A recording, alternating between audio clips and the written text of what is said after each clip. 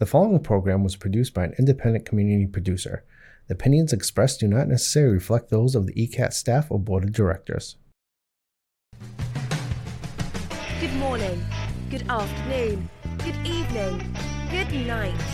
It's the Ron Van Dam Show. Hold on tight, things can get a bit weird, if you like that sort of thing. Welcome to the program. How you doing? I am indeed Ron Van Dam. They titled the show after my name for some reason. It used to be the Becky Johnson Show, but there's no such person, so here I am. Well, welcome. If you're not familiar with the program, I am a radio talk show host. Once a week I come into this studio to do the visual version, although on the radio version, I interview guests. On this version, I couldn't be bothered. And it's so that's pretty much the whole deal. I talk about things that kind of bother all of us, and that's how we form a relationship. No touching, but we still form a relationship. So I like that. So what's new? All right, I'm going to be honest with you. I'm a little bit older than 20 years old, just a bit. And I do find as a result, I am perpetually annoyed. When I was younger, I was annoyed about some things, but I didn't really make a thing about it because I had a whole life in front of me. Now I'm just plain annoyed. Now everything annoys me to some extent. And what doesn't annoy me is simply the fact that I'm not expressing that I'm annoyed about it. I'm sorry, but I'm not Generation P, Generation X. Actually, I am Generation P. I get up at 3 o'clock in the morning to pee, so I guess that makes me Generation P. But I'm not Generation X or whatever you call these things. I just don't understand social media. I'm sorry, I just don't get it. I belong to it. But at the same time, I have things in it, but I don't like it. I don't like the effort of walking around saying to people, could you like me, please? Could you please just like me? I'm not a bad guy. When you listen to the show, just like me. I'm not asking for a long-term relationship. No bodily fluids are going to be swapped here. Just like me. That's even if you don't like me. See, that's the thing, you see. Because when I go on, what do they call that, Facebook? When I go on that thing, I read something and I don't really care for it, but I say I liked it just to show that I read it, and I don't want to insult you. So, yeah, the fact that you took a taxi cab and not an Uber yesterday, yeah, I like that. I mean, what do I care? There should be a little button that says, what do I care? But there's just like. So I have, because I do a social media, the radio platform thing, I have to ask people to like me. And that sounds so pathetic. It's like groveling. I did something. Did you like it? Oh, like it, please. Tell everybody that you liked it. Oh, God, this is just awful. It's awful. Then it's not enough that I've got to ask people to like me. Please like me. I have a terrible problem with, I don't know. Could you just like me? Low esteem. Now I have to ask people to follow me. For the longest time in my life, I didn't want anybody following me. Hey, what are you doing? Hey, stop following me. Now I'm asking people to follow me. There's a fine line between following and stalking. And I guess social media kind of covers both. So all right, please like me. And follow me too, no matter what I do. I'm going to the bathroom in about 45 minutes. Will you follow me? Yes, I'm asking people to Follow everything I do. No matter what I do, follow me. Just follow me. Blindly follow me. As if that wasn't enough, I have to ask people to subscribe to me. I don't even know what that is. Subscribe. I have a YouTube channel. I have, I think I have a porno channel. I don't even know. I've got that, and I've got this Amazon Music thing, and the iHeartRadio, and the iTunes, and all the Apple things, and TuneIn Radio, all of that stuff. The Pandora, which I'm not sure if that's a music listening thing or a jewelry company. I still get confused about that. So you're supposed to subscribe to me. It's like a magazine subscription. I do crossword puzzles on Sundays. What are you subscribing to? Well, that's not enough. I also have to ask people to review me. Now here, that gets a little crazy. I don't want people reviewing me. I don't. There's no reason for that. There's no reason for you to review me. Right? It's not your business. If you didn't like it, then don't review me. If you liked it, then review me. I mean, otherwise, that's just mean. That's just mean. So now I'm asking people to do all kinds of things that validate me. It's just pathetic. It really is pathetic. So here it is, ladies and gentlemen. Find me somewhere on social media. I don't know where I am. I think I'm all over the place. I have more Facebook pages than anybody, I think. I want you to like me, follow me, subscribe to me, and review me. Touch me. Validate my parking. I want you to renew my driver's license. I want you to, I just want to be followed. I want to be liked, and I want to be licked. This is awful. This is just awful. This is what social media has done. Everybody has an opinion. I have a talk show. Okay, that's what I do. But you don't. I don't care for your opinion. I don't socially care, to be honest with you. I have a friend, air quotes, I have a friend who posts about 12 different little things every day, and they're usually reposts.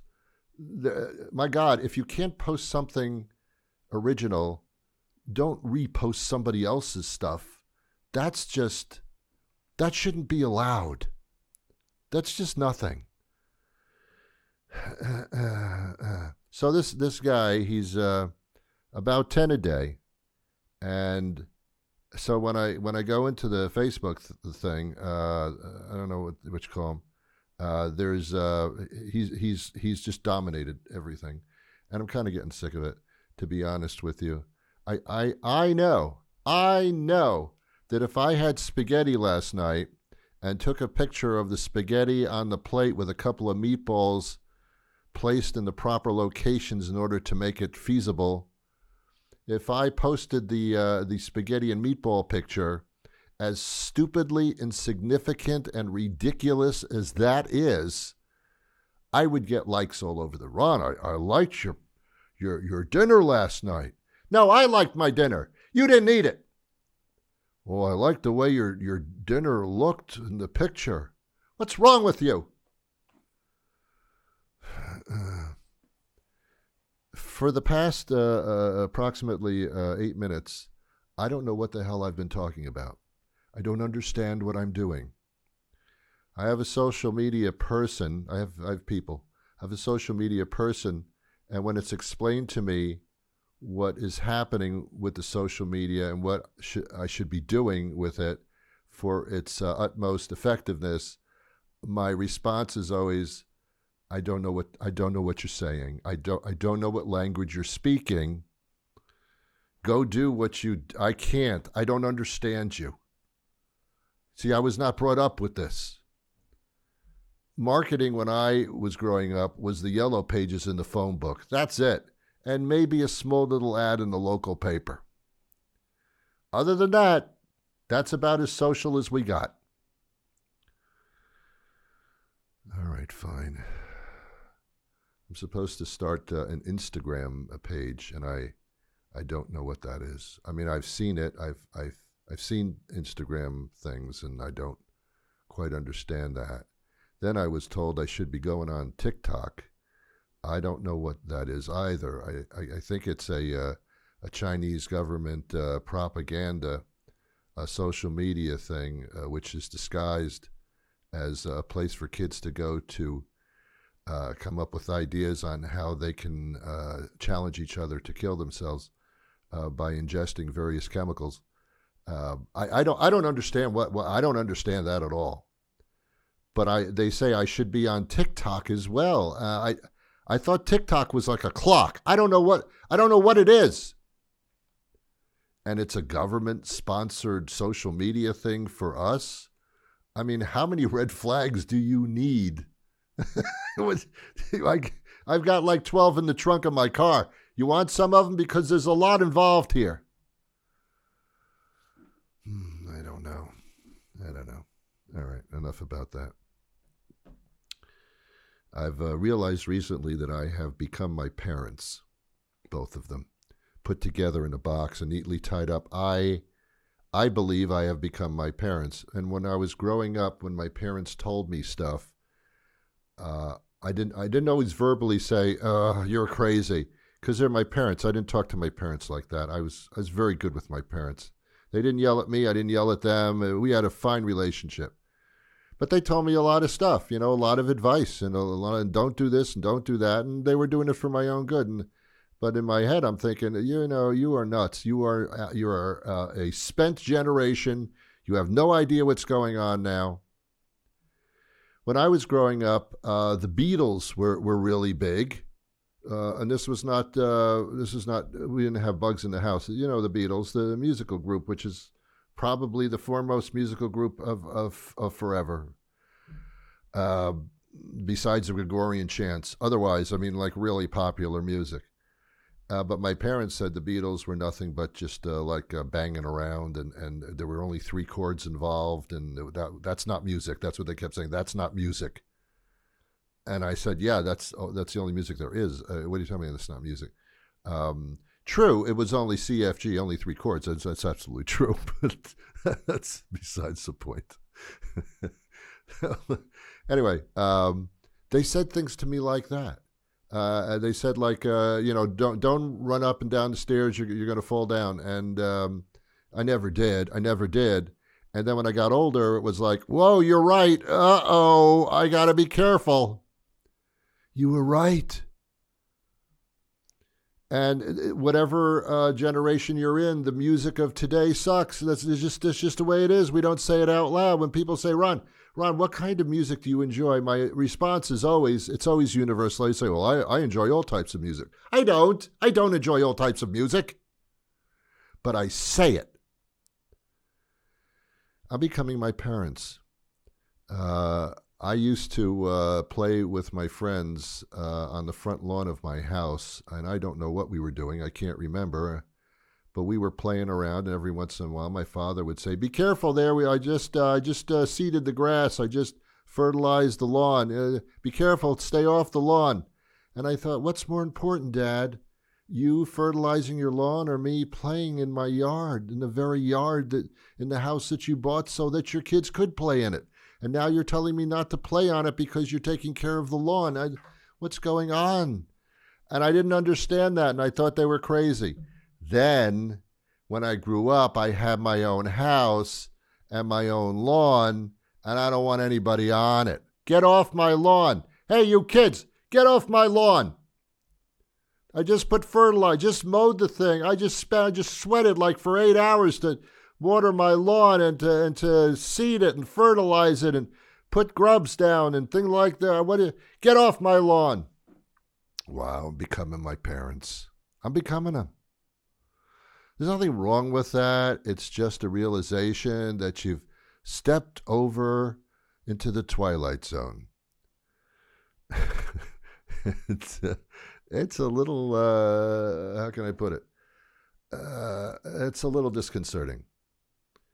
My parents used to tell me not to touch expensive stuff in our house because for fear that I might knock it over or something and the expensive thing could break. And I thought, what do you, then just get another one. What's your problem? Like, why do you have things if nobody can touch them? Then I got older and I started paying for the stuff myself. And I got a couple of expensive things and I put them in my living room. I don't let anybody go near them. I don't. I just don't. Becoming my parents. I am. You know, it's funny. Well, it's not funny. You know, it's interesting. It's what we do to prepare for the things that someone else is going to do anyway. Let me give you an example of that. We go to the dentist every once in a while. Well, you do. I avoid it like the plague. I know somebody who loves to go to the dentist, loves the feeling of their teeth being cleaned with the brushes and the scaling and all that. And I thought, okay, do you like torture and waterboarding? I don't understand why you like that. Anyway, when you go to the dentist, what do they do every single time? They clean your teeth. It's a cleaning service. They they scrape it and scale it. They put out orange construction cones in your mouth. They put valves and tubes and air ducts. And I mean, there's a lot going on in there. It's a whole thing happening. Your immediate response is, hey, get out of my mouth. What are you doing in my mouth? It's awful. But they clean your teeth. But what do we do before we go to the dentist? We make sure we clean our teeth before we go to the dentist. Why? That's what they're going to do when you go there. What's the point of you cleaning your teeth ahead of time? And the reason is you don't want the dentist to yell at you. Maybe they don't raise their voice, but they ridicule you. They make you feel just horrible. Hey, it's not my body, but I'll tell you something. The way you don't floss, you're asking for a lot of trouble and a lot of expense, more than you're paying now. It's not my mouth, seriously, but I don't know what the hell's wrong with your mouth. I mean, I don't know. I'll tell you all the time to take care of you. You don't listen to me. You don't care what I say. I'm just a dentist, right? What am I, nothing to you? What am I, a little piece of crap? You don't listen to me. I tell you every time to brush and fly. You don't do it. You're a shameful little piece of scum. What's the matter with you? I'm surprised you even come here. So I don't want to go through that again. So I brush my teeth before I go to the dentist. Stupid, right? Now, what do people do if you have your house cleaned every once in a while? Some people have their house cleaned. They have a little cleaning crew that comes in and charges them tons of money to clean the house. What do you do before they show up? You straighten up. You make things put away, and they're clean. You don't want to show any dust. You don't want the floor to be too dirty. Then they think you're a slob. You don't want the toilet to be like filthy. You got to clean the toilet before the people who clean the toilet come over. It's just like, what are you doing? What are you doing? That's what you're paying them to do. Yeah, but I don't want them to think that I'm a slob. I don't want them to think that I'm dirty, even though obviously I am. It's funny the way we do that stuff, isn't it? We prepare for things that someone's going to do for us anyway. Kind of weird. I don't know. Just thought I'd tell you about that. The last thing I want to talk about today is weddings. Look at my arms. Look, they are longer than the frame of this television screen. I have long arms. I do. See, this is fascinating to me for some reason. This is why I don't do television anymore. Yeah, because this is crazy. All right. Anyway, for about 20 years, I was a wedding videographer. It's a very lucrative profession for a major reason, and that is people who are getting married will pay anything. And it's a it's a good deal because it's a once in a lifetime experience. I know what you're saying, Ron. No, it's not. You're right, it's not, but they think it is. So it's a once in a lifetime. So they get the like beautiful flowers, like for thousands and thousands of dollars that are going to die 3 days later. Function halls, photographers that have been in magazines, and all this stuff, because you want your guests to have a good time. You want your wedding to be memorable. And you hire a videographer to capture everything in real time so you can sit there and you can watch it in the comfort of your living room years later and remember everything and hear all the sights and sounds. And that was what I did. I was a wedding videographer. It was fun because I didn't have to interact with anybody. I just videotaped everything, and I didn't have to, do anything at all. Anyway, so that's what I did for 15, 20 years. And it was, most of it was just a social experiment to me. It was looking at large numbers of people celebrating something that probably won't last for more than 10 or 15 years. Anyway, that's what I did. There was an aspect to it that I talked about on this program a few months ago. I did a show underlying the fact that Americans are slobs. We don't dress up for anything anymore. We used to wear dresses to work, and then the women would wear dresses as well. No, the men wore suits and ties. Women wore, business type of clothing, and everybody dressed up because you're going out in public and you're in business. And then the banks screwed it up. The banks screwed it up by saying, let's do casual Friday, where we're not going to dress up on Friday. We'll just be casual. Oh, okay, sure, why not? And then everything was every day's casual. And then COVID hit, and nobody wore pants. For 2.5 years, nobody wore any pants. Maybe sweatpants, maybe pajama pants, but sometimes not even that. Because we Zoomed. Everything was from the waist up. I may not be wearing pants right now at all. I happen to be, but I don't have to. That's what it was for 2.5 years. So we dumbed down our dressing code to the point where it doesn't exist anymore. And that's a shame. When people used to go to church, they used to dress up. It was Sunday. We're going to church. Get out your best Sunday clothes because we're going to be in the house of the Lord. Like the Lord cares what you're wearing. Like the Lord says, look at that guy in the ripped jeans. Well, I mean, that's true. You're going to hell. There's no question about it. Ripped jeans, that's a fashion thing. You buy the jeans already ripped. I don't know. We used to call those people bums. Now they're fashionable. I don't understand what the hell's going on. I just don't. So we stopped dressing to go to church. But the one place that we dressed up was a wedding. Nobody goes to a wedding in ripped jeans or in casual clothes. If they do, it's because they don't own anything else and they shouldn't be there really to begin with. But this is an opportunity for most human beings who go to weddings to get out their best clothes, because it's where people dress up. And that's where I had the most fun. I would be at the church before the guests would arrive, and the groom would be there. And as guests were arriving and they saw the groom would be in a tuxedo or a really, really nice suit, haircut, shaved, looking really, really like, done up. And every single guest that walked into that church and saw the groom for the first time said to the groom the following: "Wow, you clean up well." That's supposed to be a compliment. Wow, you clean up well. You would never say that to a woman.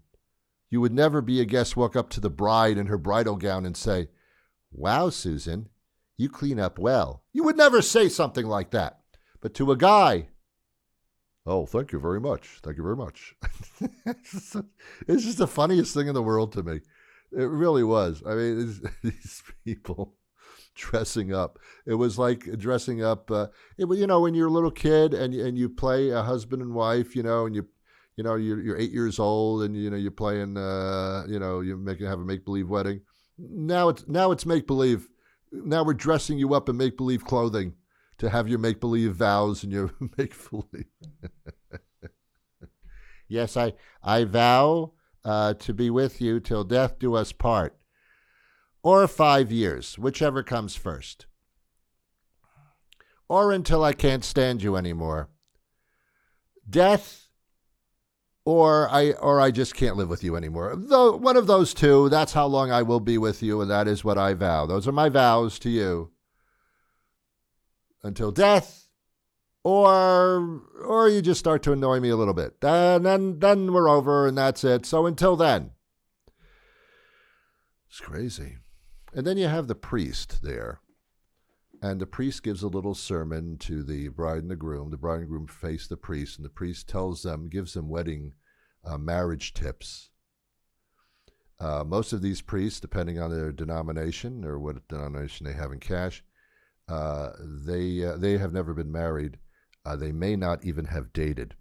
I don't know. Because they're married to God. And I guess, I don't know where you go for dinner under those circumstances. I don't know where you go to dinner.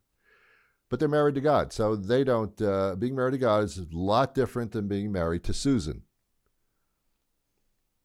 Or Richard. I don't know. I'm just making up names. But the priest talks like they are the marriage experts. And I mean, I don't think that that's feasible, really. They should have somebody from the congregation come up and speak to the bride and groom. Hello, my name is Larry. I've been married for 10 years. I wish you the best because life's a bitch. You're going to take a lot of stuff out on each other, but remember through the whole thing, well, actually, there is nothing to remember. Just do what the other person wants, especially if it's the bride. She wants something, you do it, and then you may stay married a little bit longer. That's it. Have a good day. That's really what it should be. And then I think in some religions, the priest actually says that a woman was created from one of man's ribs. And I don't know if I buy that story necessarily, but the woman, the bride, just goes, oh, okay, whatever. Yeah, whatever. So if I were a bride and the priest said to me, you are to obey your spouse and you were just created from one of the guy's ribs, I would say, excuse me? What did you just say? But you can't do that, you see. You can't do that. And that's what I do. I point out the things that don't quite make sense. We all have different opinions. I mean, some of the things you may agree with me and some of the things you may not. But that's what makes things interesting, I suppose. That's what our government is like. You're familiar with our government. Are you familiar with Congress? Yes. Yeah, there are people on both sides of the aisle. Apparently there's an aisle right down the middle. And on one side is people who think one way, and the other aisle, on the other side of the aisle is people who think the other way. And never the twain shall meet. And they have no ability whatsoever, despite their age. They act like children. They can't compromise. They can't negotiate. Nothing. They're totally beyond it. They're like little children that stamp their feet or their face. They stamp their feet and they go, no, no, no, I'm going to hold my breath until I die. Oh, my God. We have got a Congress of people that want to destroy the other side. That's their purpose, is to destroy the other side so they're ineffective. No, no, no. You don't try to make anybody ineffective in our world here, in our government. You don't go out of your way to destroy things like that. You negotiate, you compromise, grow up.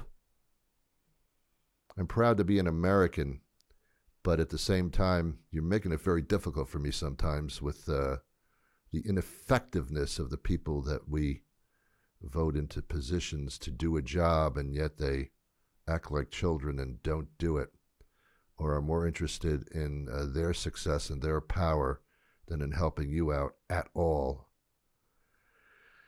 Anyway, we're out of time for today. I'll be back again next week with a new program, but until that time arrives, I wish you peace.